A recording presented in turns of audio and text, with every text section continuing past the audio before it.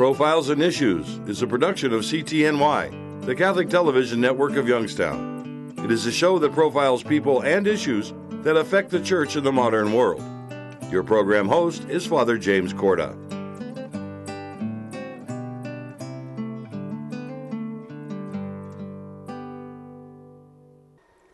Hello and welcome to this edition of Profiles and Issues. I'm Father Jim Korda.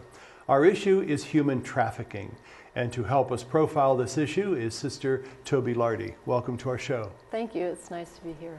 When we talk about human trafficking, could we use the same word as human slavery? Is that appropriate? Very much so. Often you hear it called modern-day slavery. People think that slavery ended in the 1800s in this country, and in fact it's one of the biggest crimes now throughout the world, throughout the United States, and it's people being forced to do things against their will.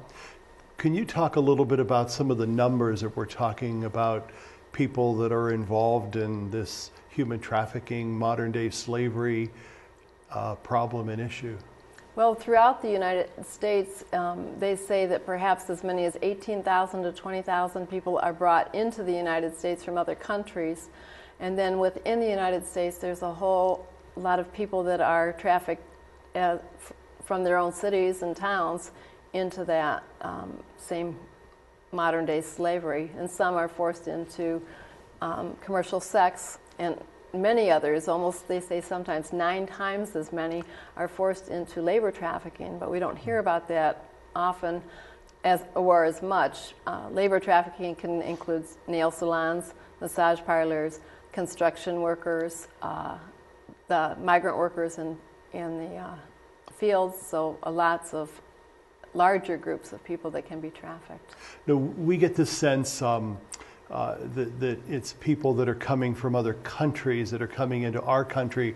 Are there American citizens that are also being trafficked? Lots of American citizens, and in fact, it's the vulnerable populations. They say if a child runs away from home, within 48 hours they can be approached by a trafficker, and sometimes tricked into some kind of job or are physically forced into it. They also prey on people that are poor, that are desperate for work, and often trick the same thing into a hotel job or some kind of job. College students are very often tricked in. They're smart kids, but they're tricked into work in this restaurant, and we pay higher than other restaurants. And let's talk about the whole money issue, because obviously it's a money issue, but let's talk about the whole concept of fraud, the fraudulency of it all. The money issue is huge throughout the world. It's billions and billions of dollars, and it's hard to get figures on something that's so hidden, so you don't know what it really is. But with the fraud, I met women that were taken to the island of St. Croix. You think of a nice island. And they were tricked into believing they were going to get hotel jobs. And when they got there, they were there at the service of the people that come off the cruise ships.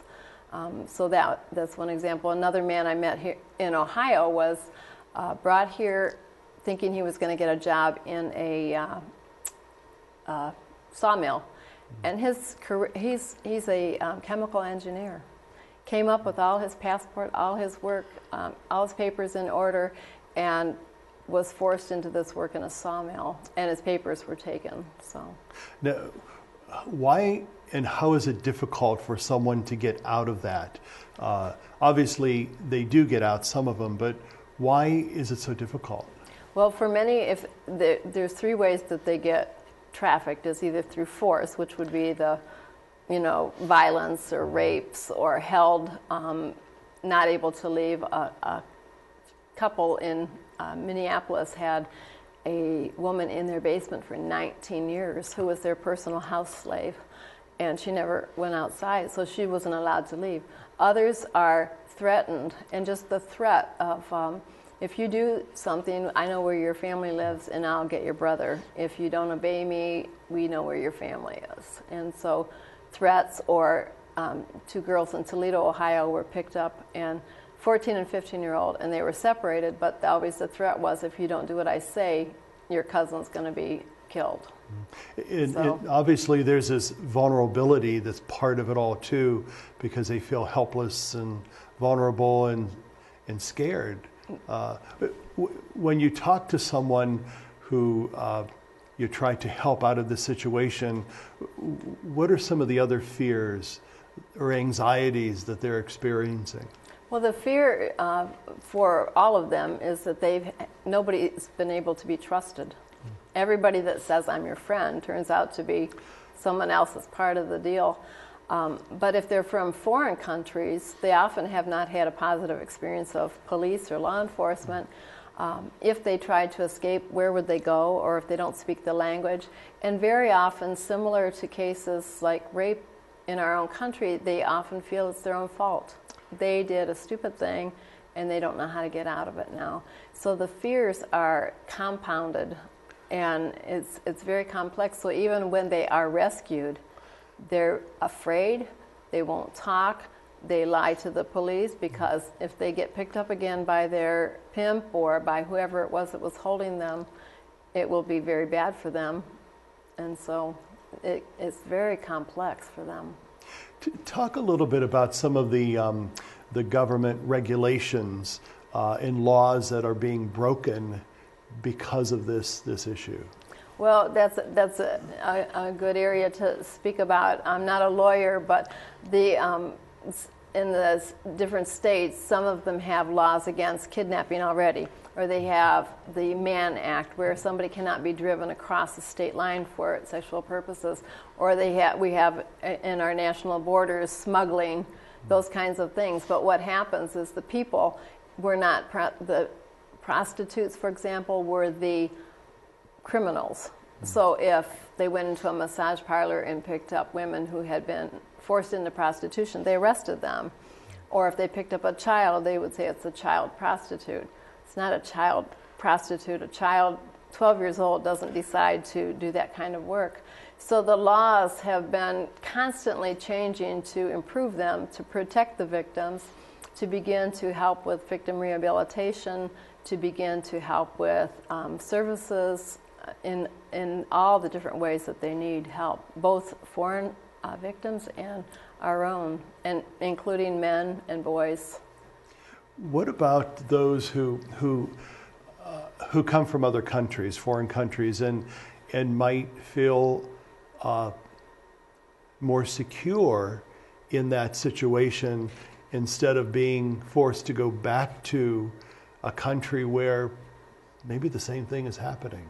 Do you experience that at all? The difficulty for the people that are foreign victims, whether men or women, very often there's a whole element of shame attached to when they've come here very often through fraud, that they thought they were going to have something, and then they discover that it's not that, and then they've been humiliated or abused or violently attacked to keep them in place. So the element of shame is part of it, and in their countries, there's some places where I know where the mother is the one who sold the kids, and so you can't go back home to that, or the family's been involved or forced into it, and that's both in the United States and in other countries. It's very, very hard to get people back to their own countries.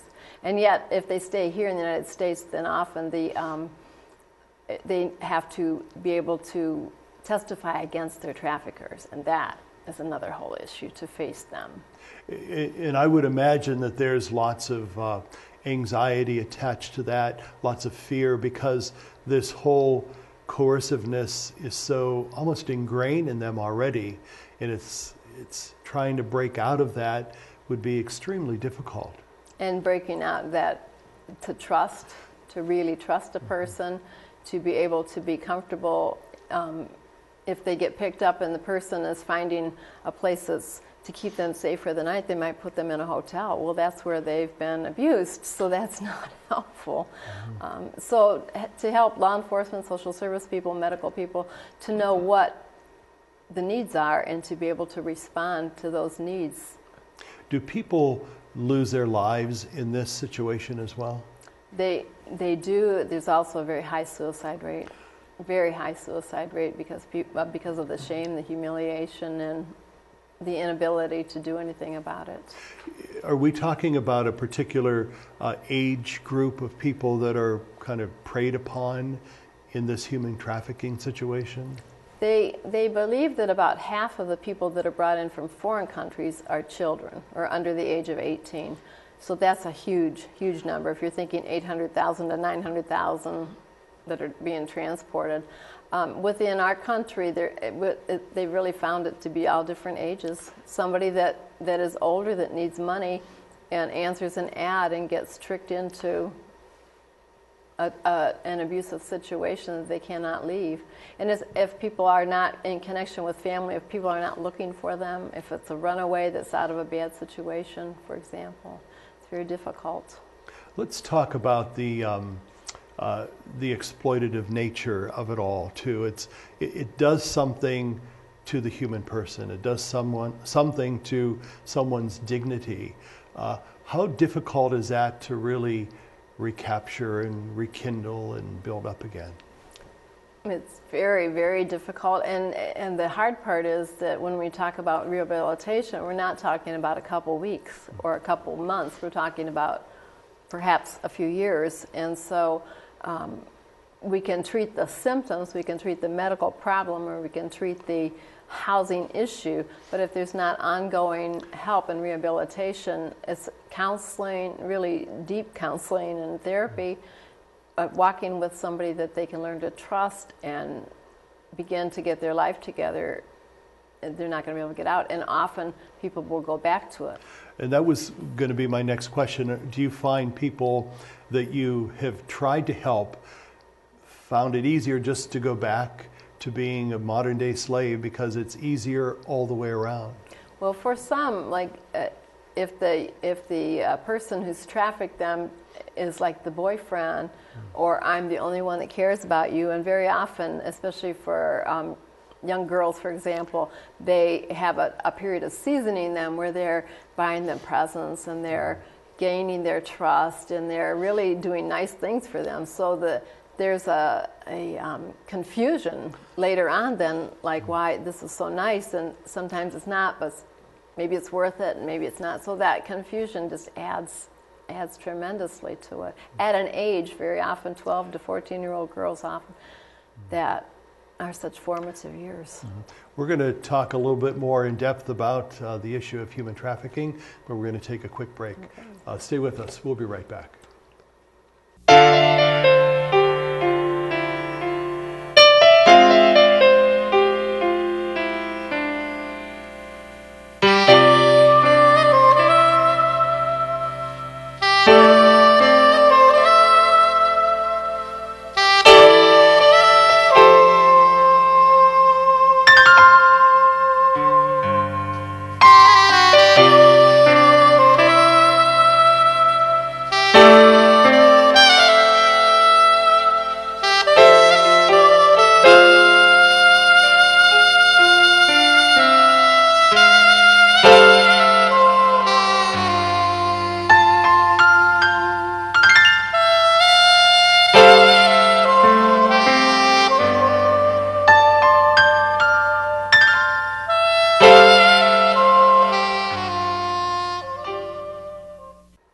Welcome back to Profiles and Issues. I'm talking with Sister Tobi Lardie on human trafficking.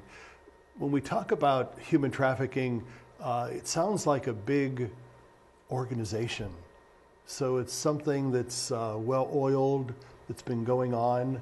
Give us a brief history about that and what's the workings behind it all. Well, the history, I guess you could even go back to the Bible. There's a lot of examples in the Bible of Joseph that was sold by his brothers into slavery, into Egypt. There are a lot of examples, so it's as old as humankind is, I'm sure. The organizational part of it, there are a lot of groups that now the law enforcement is becoming very aware that groups that have been into drug trafficking are now switching to human trafficking, because drugs, you buy it and you sell it and you got to get more. Human trafficking, you can keep selling that person over and over again. So there's been a big change in that in the United States, and I am sure throughout the world. So there's organizations that and groups that are getting more and more into big time organizations, but there's little mom and pop groups. There was a grandfather in a bakery in Connecticut that got a family from Guatemala and wouldn't let them out of the bakery, and their job was they worked day and night in that bakery, slept a couple hours, kept the bakery going, and people didn't know they were there. Had them for years. So there's that small kind of thing. There were other individual kinds of situations. Then there's very big organized crime, and that's where the big money is, and very difficult to get a hold of where that is, where it starts, where it goes, and it's very, very widespread. We know that human trafficking is not necessarily just for slavery or sexual exploitation, but even so gruesome as selling people's body organs and body parts. Is that a reality? Yes, that is. And some of along the Mexican border, where there's been so much violence and where they have had so many people disappear and not be able to find them again, they really believe that that's been kind of that body selling, organ selling it's a very lucrative business on the black market, and other parts of the world as well, but they were speaking about examples of it from that area. So it's the abuse of people for money, and it's big money. And I think we can use that frame. It's really a crime against humanity. It certainly is. Why are people of faith involved in trying to make a difference in this human trafficking issue? Why this group of people? I think because whatever the religion is, people of faith in their basic beliefs are about the dignity of all people, and that God created all people to live a full and free life. And so human trafficking is the flagrant abuse of that. And so people of faith in all different denominations and religions are pulling together and working with government organizations, working with social service agencies and health professionals, all the different law enforcement, lawyers, and that to work together on it. But human faith people are working because we must. We cannot have people among us who are suffering in that way. What would be some of the greatest challenges for faith-based groups working with human trafficking? What's some of their biggest roadblocks? Well, one roadblock is for any group that thinks they can do something by themselves. It won't work. There's no group that I would know of anywhere that has everything that's needed. It's a crime that is so huge that it really needs the collaboration and cooperation of many people. And so people need to be able to collaborate. They need to draw on the resources that each other has to find out who can help with housing, who can help with medical services, who can help with counseling, who can help with all the different things that are needed for the victims of it. The other challenge would be burnout, that it is so big. Does it help? Yes, if you get one person is not suffering anymore in that kind of abuse, that makes it worth it. And how important is the whole education aspect of it, is informing people that this is actually a real issue? That's the reason human trafficking is so large, let's say, throughout the United States, but also throughout the world, is because people aren't aware of it. So it could be in the restaurant that you go to that you don't know if those people are there because they want to be. The nail salon that my mother went to, and I always wondered why only one person spoke English and everybody else kept their eyes down and kept working. Well, if we don't know about it, we don't ask questions, and it works very well in a society that doesn't see it. now that there are more and more people being educated. So education at every level, grade schools, high schools, colleges, medical schools, hospitals, law enforcement agencies, judges in the courts. Every single level needs to know what it is and to be willing to work together to overcome. Is there any reason why now we're so much more in tune that this is an issue? Is it because it's happening so much now, or are we just becoming more aware of it? I believe because we're becoming more aware of it, and I think in a positive way the internet has helped that awareness. On the negative side, the internet has been the best tool for organized groups to get more organized and to facilitate travel and all that, buying and selling. But I think that it's been going on for some time, and I think it could be worse in some areas because economies are worse, people are more desperate, there's more travel between countries, between areas. In the past, people would have just kind of grown up in their town and stayed there their whole lives, and there wouldn't have been too much change. So now I think that all that movement and young people are on their own more often, the use of the internet. Do we need to be more alert of things that are happening around us that could point toward that this is actually human trafficking going on? Or do we have to be careful that just because a group of maybe Asian women are working in a particular salon that they're being trafficked? Does that make sense? That does make sense, but I think, there are questions you can ask. Sometimes, in a restaurant, people are so excited to talk to you, or I speak a little Spanish, so I speak Spanish, and they're excited to answer. But I was in a hotel where I said something in Spanish to the Spanish-speaking woman working in the housekeeping, and she kind of freaked out that she was so upset, like, I can't talk, don't bother. And down the hall, there was somebody watching her. And so, what's happening there. And so the more that we can notice, like they're saying now, even with the terrorism kinds of things, if you see something, say something. And I said to the FBI once, what kind of a tip is too small? And they said, there are no tips that are too small. If you think something is strange, report it. And who would we report things to like that? Well, the national hotline, which is a very easy number, I teach it to little children, 888-8787, or 3737-888, and it's written 3 numbers, 4 numbers, 3 numbers, so 888-3737-888. But you can call and say, I just want to report this. I don't know who to report it to that number. You can also call the local law enforcement or local FBI, and even in a lot of these towns now, law enforcement people are being trained to pick up on these things, and they're working more closely together with federal. What does law enforcement officials do to traffickers when they find them?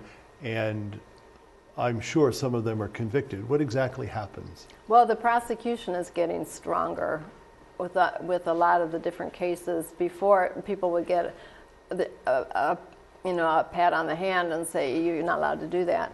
But now that the crime is being put on the shoulders of the people who are trafficking others instead of the victims themselves, they're getting much more strenuous with the sentencing and that. But again, as I said, the people who have been victims need to help out, and that's hard to get victims. So people coaching the victims, walking through the legal process with them to help them in a case is very important.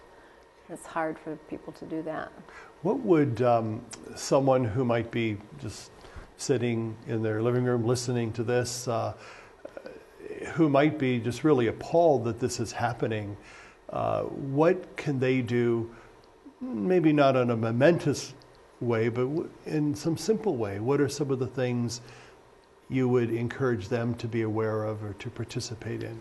I would encourage people, first of all, if they hear about human trafficking, tell 2 more people. And they can begin to read about it. You can find things. There are lots of TV shows now that capitalize on the themes from human trafficking so they can learn about it that way. There are movies that are out, like the movie Taken, that's about human trafficking.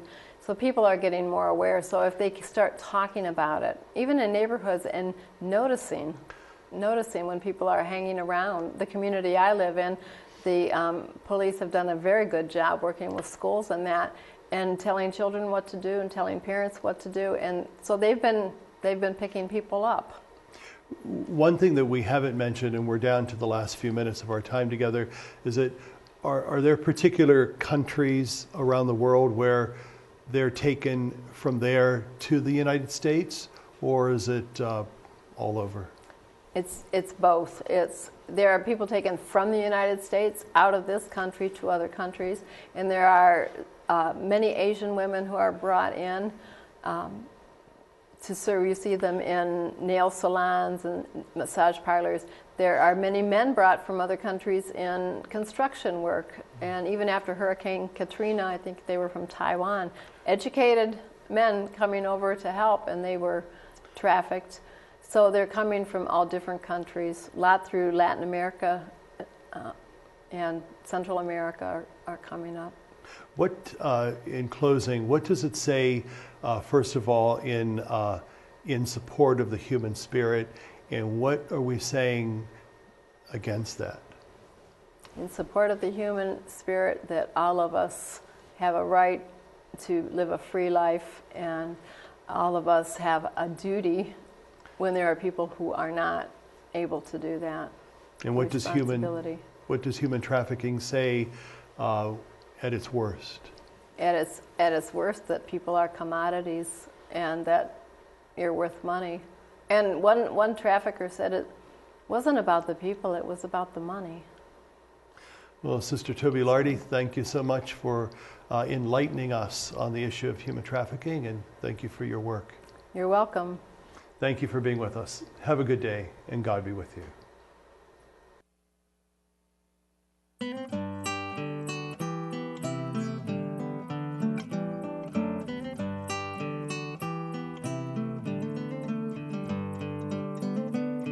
Profiles and Issues was a production of CTNY, the Catholic Television Network of Youngstown. Your program host was Father James Korda.